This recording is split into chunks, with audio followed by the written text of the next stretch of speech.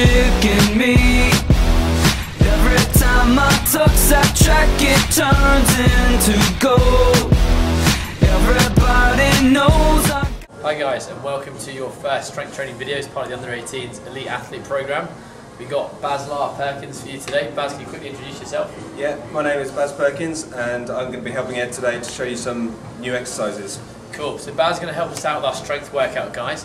As you've seen from the format, we've got a range of different exercises and we'll be working to time for each exercise. So when we work to time, you're looking to get as many repetitions out within that time with good form. Let's get stuck into it. Yeah. Okay guys, really important that before we get stuck into the workout, we get involved and get stuck into a nice big warm-up. Now really important with your warm-up, you do a couple of things. First one is a general warm-up. So here we're looking for 3 to 5 minutes of jogging, rowing, running, cycling, or on the cross trainer, followed by a more specific warm-up. So what we're going to do now, we're going to spend a minute or two just going through your specific warm-up that I'd like you to do before we get stuck into the strength training circuit. Exercise number 1 is a Cobra. So the Cobra, what we're looking to do, have you flat down on your front. What you're doing, you're going to bring your chest up off the ground and squeeze your shoulder blades together. Good, Baz, and slowly get down. So what Baz is doing with his shoulder blades, he's driving his shoulder blades back and down as he lifts up. Good, and slowly down. A great exercise, guys, for activating those scaps, just making sure all our upper body and the posterior chain is firing. Our next exercise is the inchworm. Inchworm is a great exercise for activating our core system, getting our shoulders moving as well. To do the inchworm, start in a standing position. Baz is going to keep his legs nice and straight, and he's going to crawl out as far as he can go. So good, legs are nice and straight, Baz is crawling out. If I can get you to the side as well, please, bud. Good, and he's crawling up, good. Make sure his legs are staying nice and straight, so you're getting a bit of a hamstring stretch as well. Comes down, good. The further out your hands go in front, the more you'll feel that core working. Okay, our next warm-up exercise, coming nice and close, is one to work on our proprioception. So just get our small muscles around our knees and ankles firing to make sure we prevent ourselves against injury in the future and in the workout. So all Baz is going to do is going to come onto one leg. Good. From there, balance might be tricky for you already, so you might want to just stick with doing 30 seconds worth of single leg balancing with your eyes open. The way we progress this is Baz is going to close his eyes and cover his ears for me. You'll see immediately a bit of shaking. Baz might even come down and touch his foot as he loses control. So all I want you to do, I want you to try and go for 30 seconds on one leg with your eyes and your ears closed. Once you've done 30 seconds, swap over to your other leg, 30 seconds again. Cool. Our last exercise in our warm-up is called what we call T-rotation. It's a great one for getting rotation throughout the thoracic spine, but also getting the shoulders warmed up as well.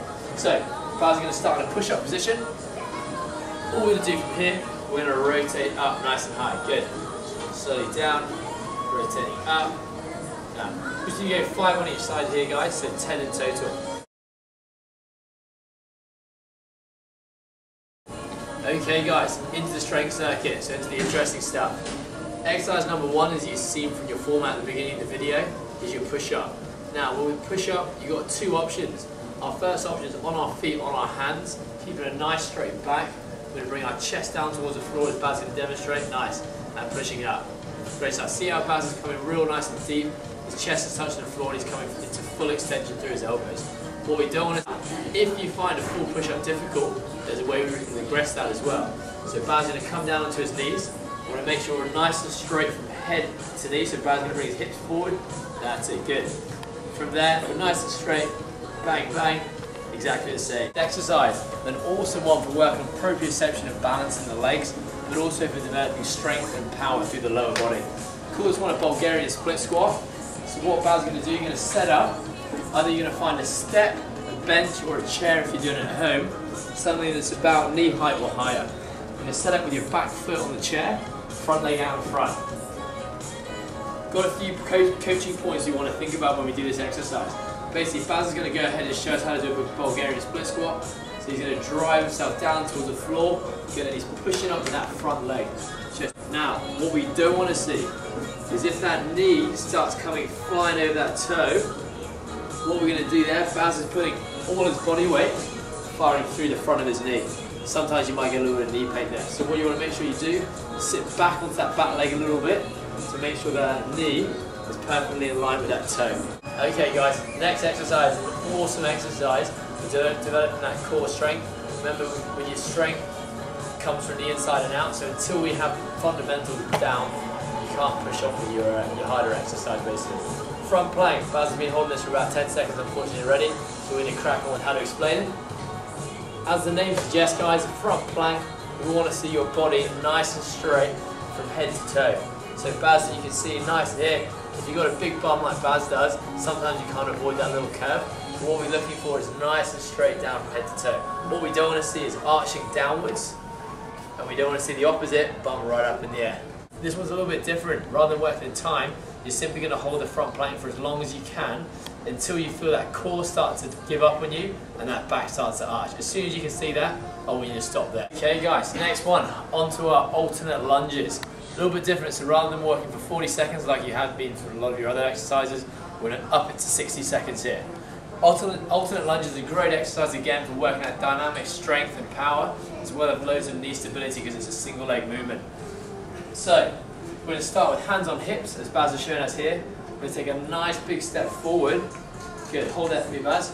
Again, what you want to be looking for is making sure that knee is not travelling over that toe. So if you find that knee's coming right over, make sure you put a bit more weight onto that back leg and spread it out. Good, and Baz is going to come up. Do the exact same thing with the other leg. Good. Nice, so you can make it a little bit more dynamic, so you're going to get as many repetitions in 60 seconds as you can. Now, one more thing to look out for, Baz, you can come down and hold for me, bud. You want to make sure that with this back leg, if you can come a little bit closer, with this back leg we want to have a nice 90-degree bend. What we don't want to see is a straight back leg. There you go. As soon as we do that, too much weight on this front leg and through this front knee, so make sure we have even pressure through both legs by bringing that back knee about 1 inch above the floor. Cool guys, and that's it. Alright guys, next one is an awesome exercise again for the core. So we smash the core down that sagittal plane with a front plank. So now we're going to work down our sides in that frontal plane. Again, very appropriate for rugby because it controls our body left and right. So here's a side plank guys. What you're looking to do, you're going to start with your hand on your hip.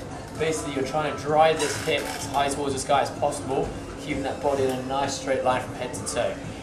So again, a little bit different from your other exercises, you're going to work for as long as you can until you feel this start to sag towards the floor. As soon as that starts to sag and you can't hold it up anymore, that's when you stop. Now, for some of you, you might find this a little bit easy. You can maybe go a minute, minute and a half, 2 minutes with that. A way we can progress that is by bringing that arm up, bringing that eyes up towards, looking up towards that hand. From there, we're going to drive into rotation underneath. Good, and you're going to come back up again. Good, so Baz is doing this perfectly, you're going to keep on going. So again, you can do time. If you're going to go for this option, you're going to work with time, see how long you can go before that becomes too difficult and you fatigue.